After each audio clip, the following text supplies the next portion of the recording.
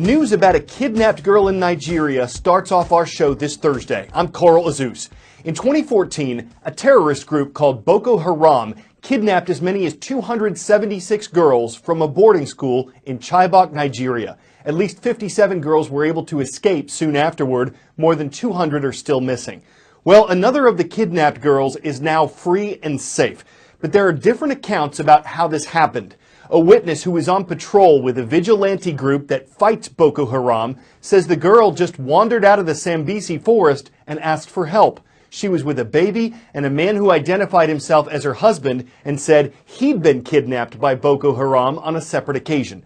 The witness says the girl's been reunited with her mother. But Nigerian officials say government troops who were working with the vigilantes rescued the girl and that the man she was with is a suspected Boko Haram terrorist. The military says they're all getting medical attention and screening. Next today, there's a vote coming up in Britain that could change the makeup of the European Union.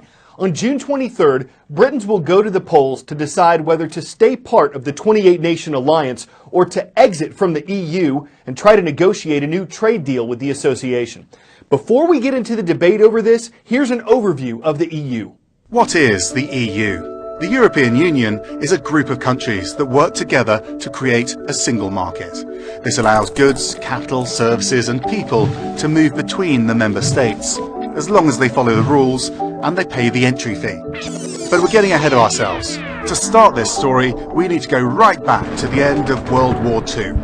After 6 years of fighting, Europe was decimated. Economies were collapsing and mistrust was rife as old enemies faced the prospect of recreating trade ties. France and previous occupiers Germany faced the difficult task of creating a unity for profit, so they started talking, mainly about steel and coal. In 1951, a total of 6 countries, France, Belgium, West Germany, Italy, Luxembourg and the Netherlands, reached their first accord by uniting the steel and coal industries, creating the European Coal and Steel Community, or the ECSC. They later introduced the European Economic Community, the EEC, in 1958. These two organisations are seen as the origin of the modern European Union that wouldn't adopt its new name until 1993. More than 6 decades later, the European Union now represents more than 500 million people across 28 countries and with a common currency, the euro, which generates an estimated 14 trillion euros in GDP per year. The premise: countries who are economically linked are less likely to have conflicts. But it isn't a totally happy marriage for many countries, as some are affected differently by world events. There have been arguments over financial regulations, bailouts and different approaches to migration. This has given rise to anti-EU parties across Europe, with many calling for their countries to withdraw from arguably the world's most powerful union. British Prime Minister David Cameron does not want that to happen. He has said in the past that he believes the United Kingdom could thrive outside the EU, but he's now warning there could be consequences to leaving, that prices could go up in the UK, that jobs could be threatened, and that the stability of Europe would be at risk. Prime Minister Cameron named a rival leader and a terrorist leader as people who might support a British exit. Who would be happy if we left? Putin might be happy. I suspect al-Baghdadi might be happy. But our friends around the world are giving us a very clear message. They're saying it's all up to you. It is your sovereign choice. But our friends in Australia and New Zealand and America and all around the world and all around Europe, they're saying it's all up to you. It's all your choice. But we'd like you to stay. We think it's good for us and it's good for you. So what does the opposition say about a possible British exit from the EU? Well, more than 300 businesses recently signed a letter in support of leaving. It said that Britain could be more competitive and that more jobs could be created if the country were to leave. Those who want to exit also say that Britain would have more control over its immigration policy, security, and independence. All of these points are debated by supporters and opposers of a British exit.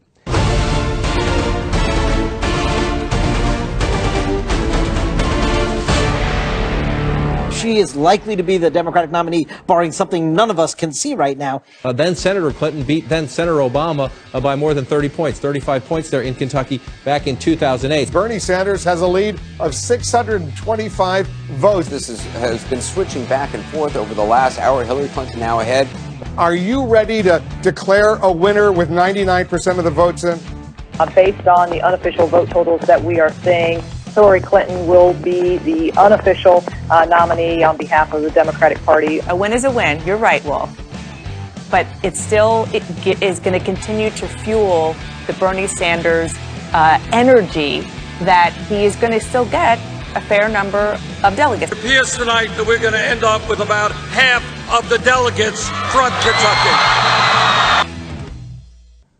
Okay, that was a quick look of how things looked for U.S. Democratic presidential candidates during this week's nominating contests in the state of Kentucky.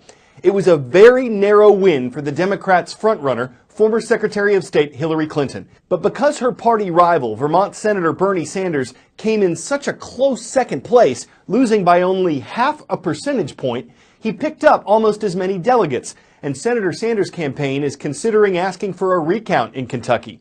Oregon also held nominating contests on Tuesday. Sanders won in that state with 56% of the vote to Secretary Clinton's 44%. Here's how the delegate count currently looks for the Democrats. Clinton has 1,774 pledged delegates and 521 superdelegates. Sanders has 1,482 pledged delegates and 41 superdelegates. A Democrat needs 2,383 total delegates to clinch the party nomination. On the Republican side, businessman Donald Trump is running unopposed. He is the presumptive nominee, and his win in Oregon on Tuesday puts him 62 total delegates away from officially clinching the Republican nomination. Our producers use each day's transcript page at cnnstudentnews.com to find roll call schools. On Wednesday's transcript, we found Marianne Middle School. They're watching from the nation of India in the city of Bangalore. Next, to the U.S. East Coast, where the Redcoats are watching from Berlin High School. It's in Berlin, the center of Connecticut. And in southern Georgia, we make a stop in the city of Hayhira, where the Vikings are watching at Hayhira Middle School. If dogs could speak, well, some would have bigger vocabularies than others. There's a project at Georgia Tech University that fits dogs with a special vest. The vest has a number of sensors on it, and the dogs are trained to bite or pull or touch one of the sensors with their noses, and then that particular sensor triggers a voice that speaks what's going on. There could be applications for guide dogs, hearing dogs, search and rescue dogs that could use a signal to point out a specific problem. But what does the training process look like? What's this? That is the frisbee. What's this? That is the ball. Good. Where's this? Yes, try again. That is the frisbee. Perfect. Here at Georgia Tech, we're developing technology that allows dogs to create messages. I heard the alarm. This research is really about allowing dogs to talk. God, get help. One of my very best research assistants is my border collie, Sky. Hey, buddy. He can say anything we give him the capability to say. So he can tell me the difference between what toys I'm holding up. What's this? That is the ball. He can tell the difference between what sound he just heard. I heard the doorbell. He can summon help with the medical alert vest. Get up. We put the vest on him, I showed it to him once, and then 27 seconds later he knew how to activate the sensor. The longest it took any of our dogs to understand the technology was 28 minutes.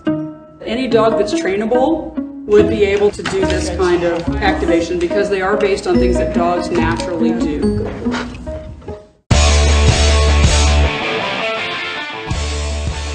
Before we go, pandas versus zookeeper. The worker at this panda breeding facility in China was just trying to clean up.